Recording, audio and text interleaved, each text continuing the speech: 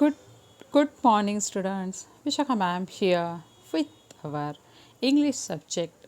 Lesson number 27, The Brimming Town Musician. Lesson number 27, The Brimming Town Musician.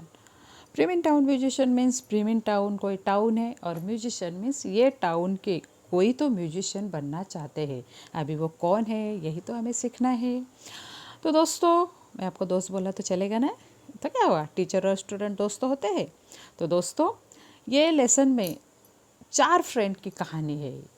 वो एक साथ मिलकर क्या क्या धमाचौड़ी करते हैं, क्या क्या मस्ती करते हैं और क्या क्या सपने देखते हैं, इसके बारे में ये एक स्टोरी है. ये एक लेसन है, बहुत ही इंटरेस्टिंग लेसन है. आपके इंग्लिश के हर एक लेसन इंटरेस्टिंग है. हर एक लेसन से कुछ ना कुछ सीखने के लिए मिल रहा है ना हमें. तो ये भी बहुत इंटरेस्टिंगली स्टोरी है. इतनी अच्छी स्टोरी है कि मैं एक वीडियो में थोड़ा स्टॉप करूँगी, दूसरा वीडियो में कल अपलोड करूँगी. तो आपको बहुत क्यूरियोसिटी रहेगी, बहुत एक्साइटमेंट रहेगी कि मैम ये स्टोरी कंप्लीट कब करेगी. इसलिए मैं आपको अब भी बोल रही हूँ कि ये वीडियो आप प्रॉपर देख लेना, और जो मैं नेक्स्ट वीडियो अपलोड करने वाली हूँ वो तो आप देखने ही वाले हो. Okay, so now without wasting our time, let's start. Lesson number 27, The Brimming Town Musician. Yes. Once there was a donkey who had worked long and hard for his master. Once there was a donkey. एक जगह once there was a मतलब कौन है एकेकाली.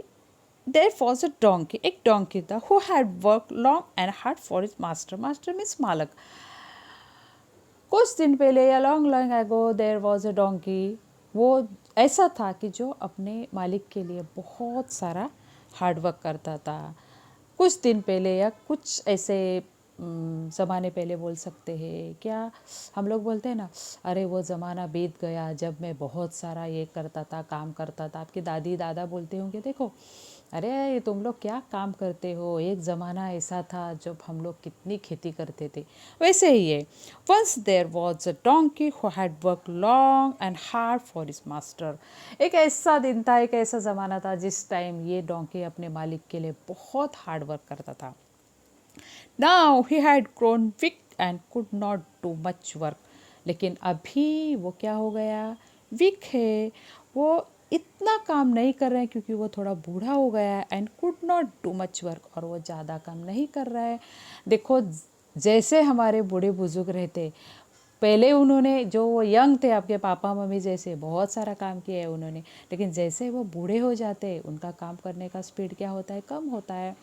तो वैसे ही ये donkey है. जैसा इंसान बूढ़ा बूढ़ा हो जाता है वैसे उसका काम करने का जो स्पीड होता है कम होता है. इसलिए कभी हमें बूढ़े बुजुर्गों को चिढ़ाना नहीं चाहिए या उनकी वैल्यू नहीं निकालनी चाहिए, क्योंकि हर एक स्टेज से हम लोगों को भी जाना है. Childhood, our teen age, then our growth, younger age, then old. ये पूरे हमारे स्टेजेस से, 4 स्टेजेस से हर एक को जाना पड़ता है. अगर आज हम किसी बूढ़े लोगों के ऊपर हंसे, आज हम अपने दादा दादी को हमने प्यार नहीं दिया, रिस्पेक्ट नहीं दिया, तो कल हम भी उसी स्टेज से जाने वाले हैं. तो ये बात हमेशा याद रखना. एज अ ग्रैंड चाइल्ड आपको अपने पेरेंट्स की बहुत केयर करनी है. तो जैसे ये डोंकी बूढ़ा हो गया, वो वीक हो गया थोड़ा, उसको काम करने में उतना भी ताकत नहीं आ रही है. So his master began to treat him unkindly. तो इसके लिए उसका जो मास्टर था, उसका जो मालिक था, उसके साथ बहुत ही बुरा बर्ताव करने लगा. अनकाइंडली मतलब बहुत बुरा, निष्ठुर. He even began to strap the donkey. वो डोंकी को घर से बाहर निकालने के पे तुला था. उसको ना खाने के लिए देता था, ना उसको प्रॉपर रख रहा था. वो घर से बाहर निकालने पे तुला था. He want to save the money to spend on the donkey's food. और उसको लगता था अभी ये तो बूढ़ा हो गया, इससे कुछ काम नहीं होता, और इसके खाने पे जो मैं खर्चा करता हूँ वो पैसा मैं बचाऊंगा, इसलिए मुझे इसको हकालना है. वो उसको हकालना चाहता था. सही बात है क्या? अगर हमारे घर में बैल है, गाय है, भैंस है, अगर वो बूढ़े हो गए, देखो जब वो यंग है तो हमें दूध सब देते थे. बैल खेत में चरने के लिए यूज़ करते थे हम, खेत में काम करने के लिए, सॉरी चरने के लिए नहीं, माय मिस्टेक. बैल हम खेत में काम करने के लिए यूज़ करते थे. फिर गाय, बैफेलो, हमें क्या देती है, दूध देती है। तो अगर ये लोग बूढ़े हो गए तो हमें उनको छोड़ना है क्या, नहीं। तो ये मास्टर कितना क्रूएल है, कितना अनकाइंड बिहेव कर रहा है। तो वो क्या कर रहा था, वो क्या सोच रहा था कि काश मैं इसको बाहर निकालूं, किसको, डोंकी को, और इसके ऊपर जो मैं पैसे लगा रहा हूँ खाने के लिए वो मेरे बच जाए। In the end the poor donkey left the house. और ये सब सिचुएशन से थक कर डोंकी ने उसका घर छोड़ दिया, क्योंकि रोज़ की मारपीट, खाने के लिए कुछ नहीं और मालिक का गाली गलौज, डोंकी ने वो घर क्या किया, छोड़ दिया। He believed he still had a good strong singing voice. He believed he still had a good strong singing voice. उसे विश्वास था कि उसके पास एक बहुत ही सुंदर आवाज़ है, उसकी आवाज़ बहुत सुंदर है। So he decided to go to Bremen town and earn his living as a town musician. तो उसने डिसाइड किया कि वो क्या करे, ब्रेमिन टाउन जो टाउन है, शहर है, वहाँ जाएगा और सिंगिंग करके अपना अर्निंग, अपना गुजारा करेगा। अभी डोंकी को लगता है कि उसका आवाज़ बहुत सुंदर है। डोंकी का आवाज़ कैसे रहता है होता है ना, ऐसे कितना सुंदर रहता है ना आवाज़। लेकिन उसको तो लगता है कि उसका आवाज़ बहुत सुंदर है। वो ब्रेमिन टाउन ऐसी सिटी में जाएगा और अपना गुजारा करेगा। मुझे ज़रा डोंकी का आवाज़ निकाल के दिखाओ, मैं पॉज कर दी, दिखाओ, निकालो, 1 2 3 करो, यस। नेक्स्ट देखो, on the way he meet an old dog. और रास्ते में वो किसे मिला, on the way he meet an old dog, वो एक बूढ़े डॉग से मिला। He too has been kicked out of the house by a cruel master. वो खुद भी अपने क्रूएल मास्टर से किक हो गया था, मतलब क्रूएल मास्टर ने उसको घर से बाहर किया था, किक किया था मतलब बाहर किया था। The dog was afraid, dog बहुत डरा हुआ था। How will I earn my bread, he stayed. वो डॉग बहुत डरा हुआ था, क्योंकि अब तक वो अपने मालिक के साथ रहता था। डॉग कितना वफादार होता है, तो डॉग को आदत हो गई थी मालिक की, उस घर की। ऐसे वफादार डॉग को जब हम बाहर निकालते तो वो डरा हुआ था, और वो डर के कारण सोच रहा था कि अभी मुझे खाना कैसे मिलेगा, मुझे ब्रेड कैसे मिलेगा। ऐसे वो क्या होता, डरा हुआ था, वो डर गया था। देखो कभी कभी ऐसे कुछ लोग होते जो घर से बहुत कनेक्टेड होते, बहुत कनेक्टेड।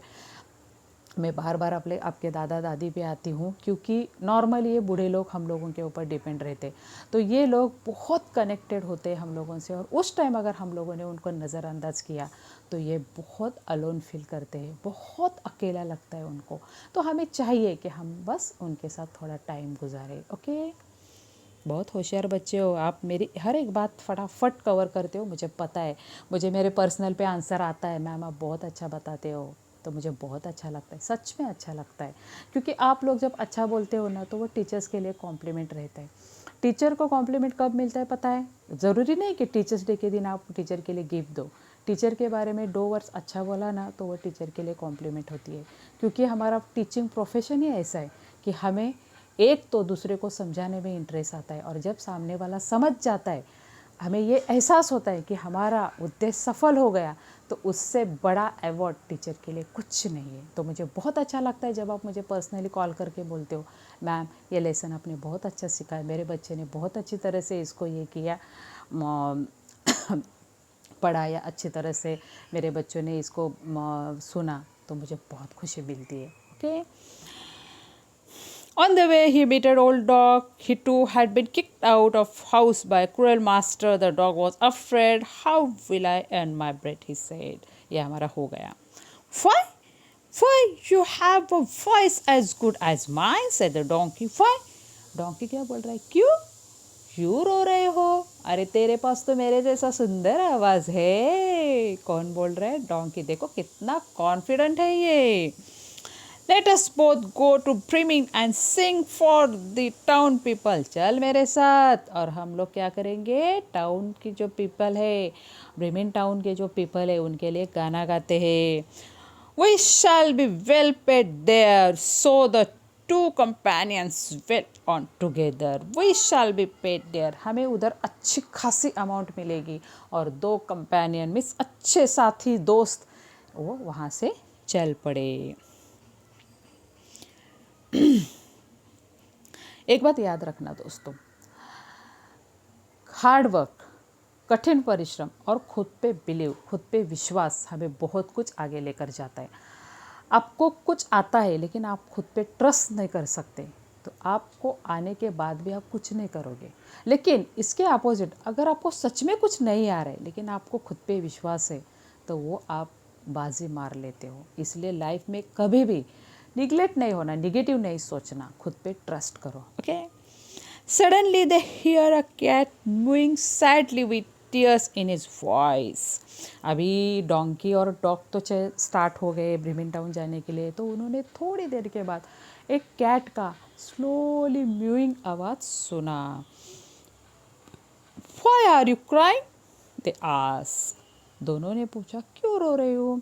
कैट का धीमे से आवाज़ था. कैट कैसे धीमे से आवाज़ निकालती है, निकालो निकालो निकालो, मेरे साथ निकालोगे, चलो 1 2 3 निकालना है. हाँ, नहीं तो मैं अकेले अच्छा नहीं लगेगा. निकालो 1 2 3.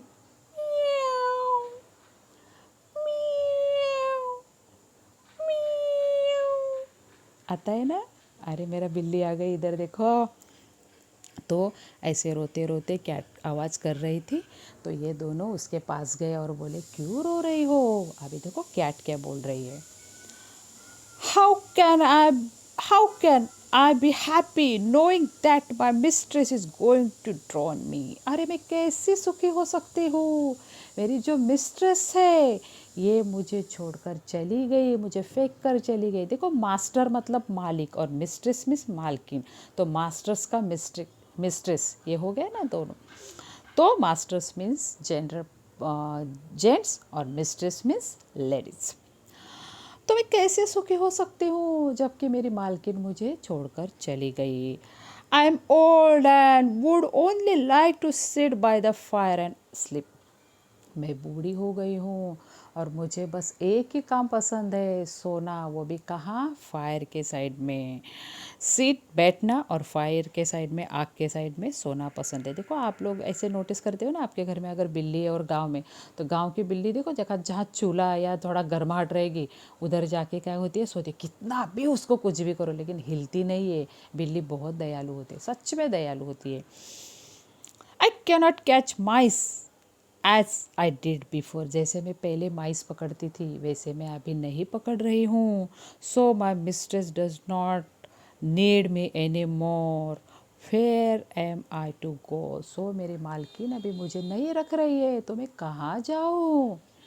ये कैट अभी बोल रही है. Come with us to Bremen. चलो हमारे साथ Bremen town. You have a sweet voice and you know night music. अरे तेरा तो आवाज़ कितना सुंदर है और तुझे नाइट म्यूजिक पता है क्या. ये दोनों पूछ रहे या शायद डोंकी पूछ रहे, तुझे नाइट म्यूजिक पता है क्या. You too can be you too can be town musician said donkey. तो भी टाउन का म्यूजिशियन बन सकती है. चलो नाइट म्यूजिक मतलब क्या पता है आपको. नाइट म्यूजिक मतलब ये नहीं कि कुछ अलग. नाइट म्यूजिक मतलब बहुत स्लोली लगाया हुआ म्यूज़िक, बहुत slowly.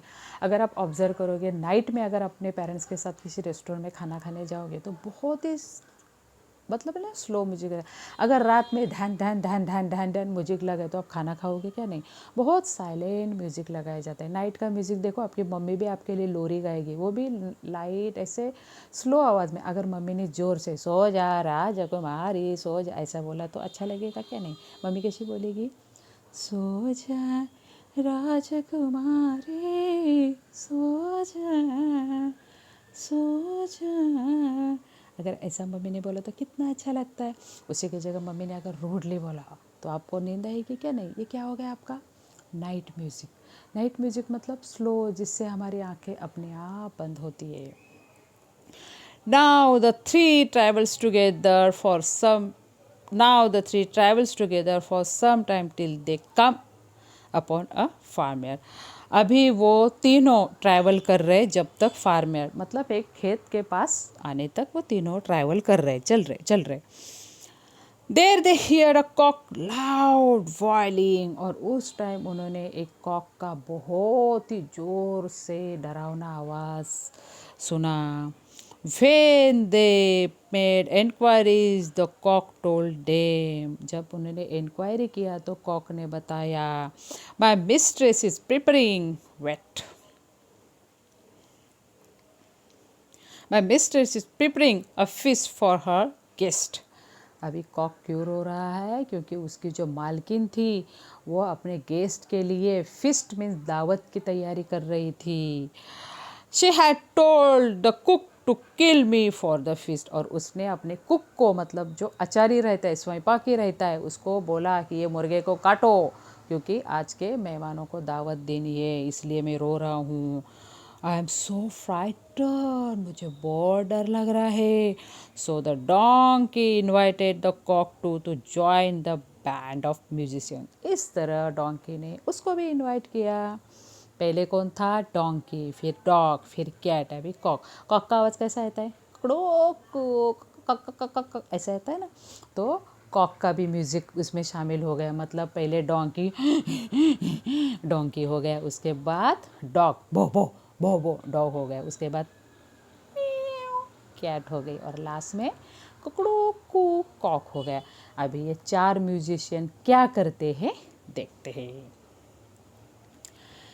Bremen was still a long way away. Bremen town अभी भी बहुत दूर था। ये चारों अभी चलने लगे, लेकिन ब्रेमेन टाउन अभी भी बहुत दूर था।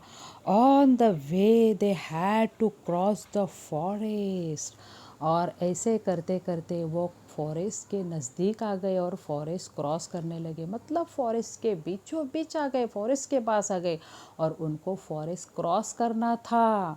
ब्रेमेन टाउन अभी बहुत दूर था, लेकिन ब्रेमेन टाउन तक पहुंचने से पहले उनको क्या क्रॉस करना था? कहाँ से गुजरना था? फॉरेस्ट से।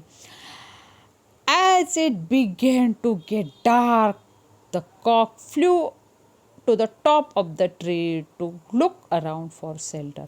और घना जंगल था, बहुत अंधियारा था, बहुत डरावना सन्नाटा था।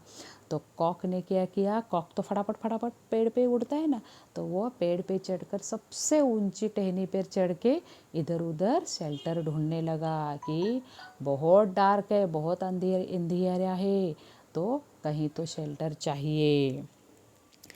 He saw an old house among this tree, और उसने देखा कि बहुत सारे ट्रीज के बीचों बीच एक पुराना सा खंडर जैसा घर है।